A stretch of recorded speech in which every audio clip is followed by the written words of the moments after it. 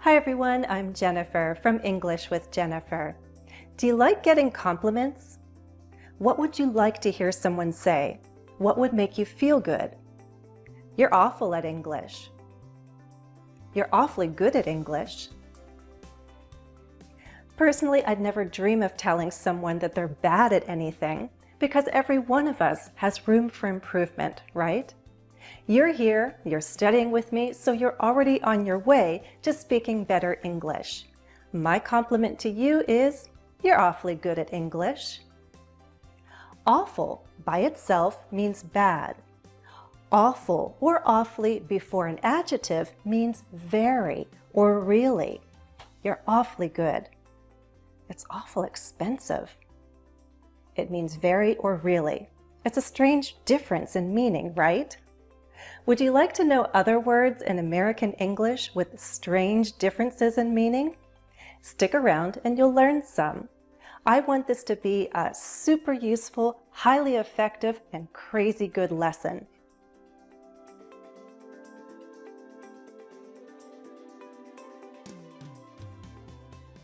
There are different kinds of adverbs in English.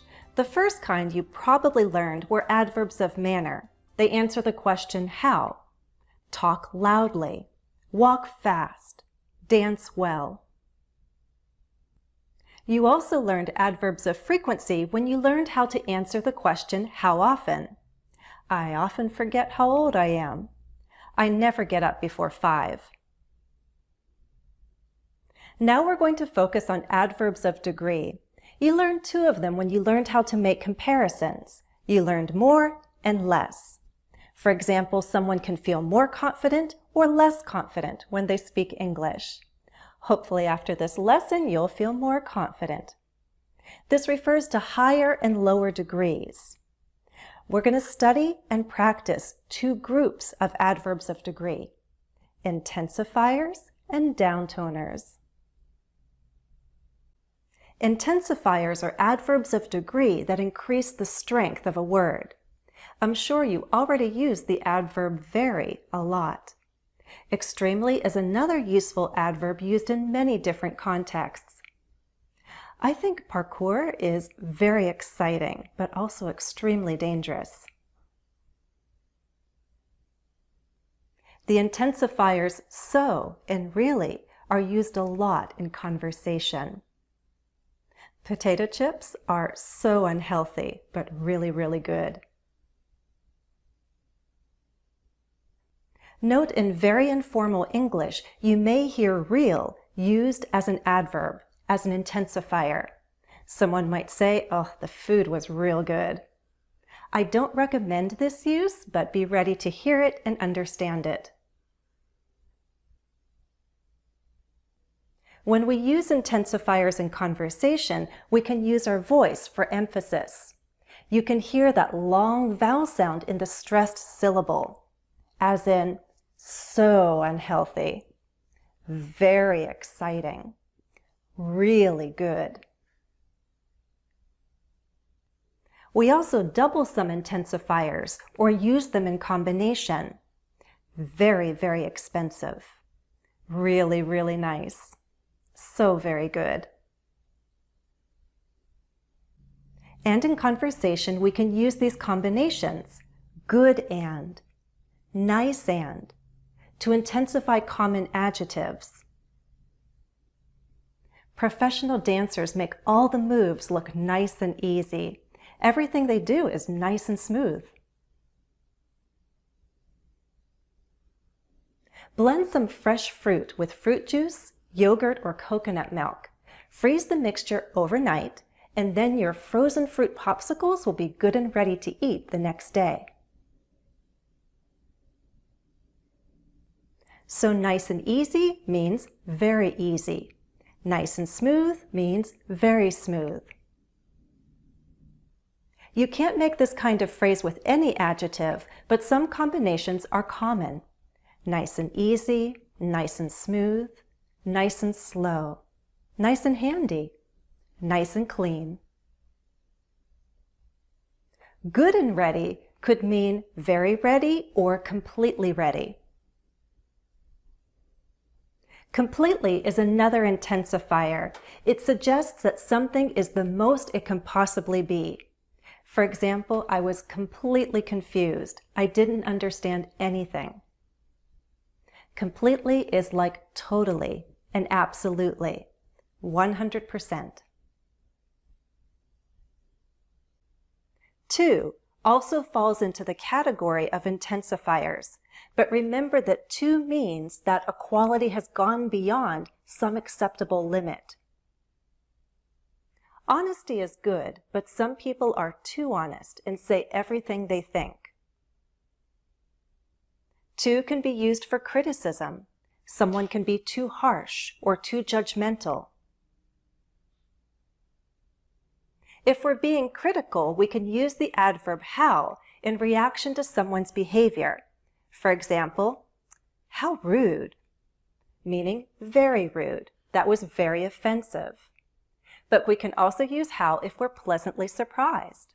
How sweet, meaning very sweet. Let's test your familiarity with other intensifiers used in conversation. Choose the adverb that sounds most natural in the situation. 1.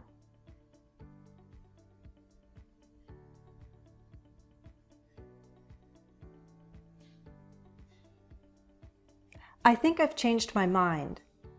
Don't worry, we'll be perfectly safe. Perfectly safe means completely safe. 2.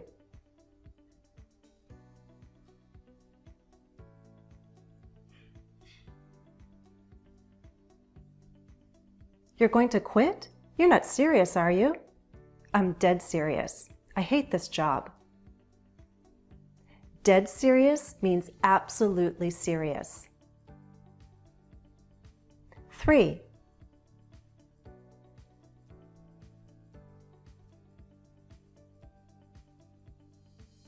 Am I calling too late?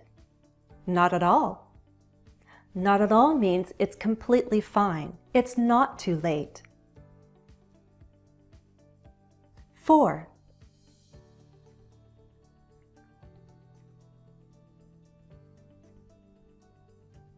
Where are you?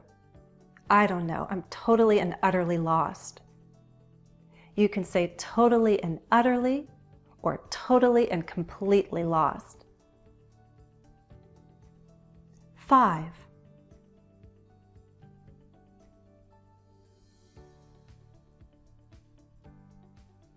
Why are you mad?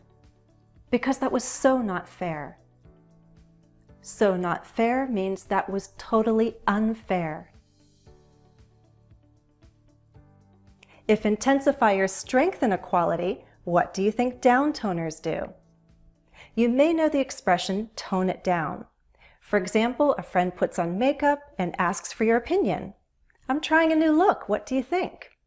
You say, it's fun, it's bold, but maybe for work you should tone it down, meaning use less. Remember this example when we talk about downtoners. Downtoners are adverbs that lessen or weaken a quality. Let's go back to giving compliments for a moment. You just gave a presentation. Which compliment would you prefer to hear? That was good. That was rather good. Neither is bad, but personally, I'd want to hear the first. That was good. Rather good means somewhat good. It's not up there with very. Rather is less intense. Rather good could suggest slightly better than expected.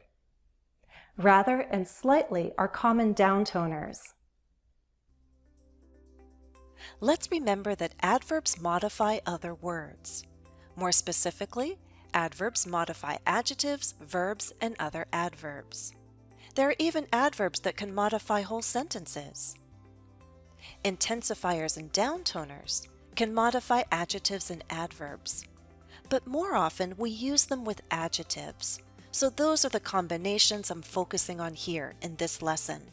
But I do want you to be able to recognize intensifiers and downtoners before other adverbs. For example, news reporters talk extremely fast. Student drivers drive rather slow.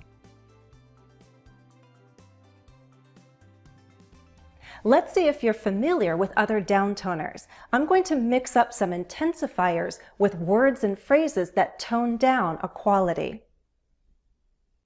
Can you sort these phrases into two groups? Words that express a higher degree and words that express a lower degree.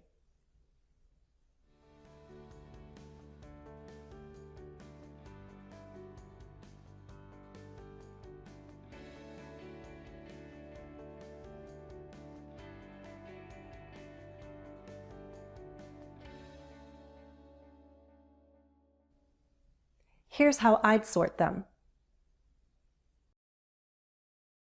As promised, here are 4 intensifiers that have a surprising change in meaning. Crazy doesn't mean insane. Super doesn't mean excellent. Stupid doesn't mean dumb or unintelligent. Wicked does not mean evil. These words simply mean very or really. You won't find these words on every list of intensifiers and downtoners because, first of all, not all sources agree. Second, many of these are very informal and used only in casual conversation. Personally, I didn't know that the word wicked meant very until I moved to New England. Then it seemed like every statement of praise and every complaint had the word wicked. A wicked hot day, a wicked good game, wicked hard work. So some informal adverbs may be limited to a geographical region, or perhaps they're used more within a certain age group. For example, I'd forgotten about stupid good. I don't use it, but some people do.